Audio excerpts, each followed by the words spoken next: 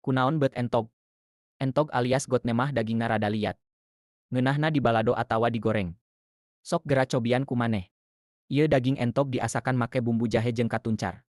Tuluy dicocolkeun kana sambel tarasi, dibar ngan ku sangu anu haneut jeung pulen, beuki weh ngeunah. Daging entog hargana teuing sabaraha urang oge teu nyaho, tapi daging entog teh rada mahal lamun dibandingkeun jeung daging hayam mah, sabab daging entog mah geus jarang di kota-kota mah, kecuali lamun di kampung mah pasti loba. Nu kalima nyaeta lauk. Kunaon beut lauk? Lauk mah rada hanyir. Cenah mah lauk teh sumber protein nu kacida alusna keur awak, utamana lauk anu di laut nu loba kandungan omega 3 bisa mantuan ngajaga kasehatan jantung jeung otak. Matak mun maneh hayang pinter, kudu loba ngadahar lauk. Sok gera cobian ku maneh.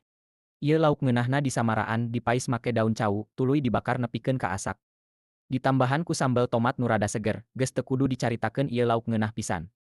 Harga lauk teuing sabaraha urang oge teu apal, tapi ceuk babaturan urang mah harga lauk mas teh kana 35 nepi ka 40 ribu per kilona.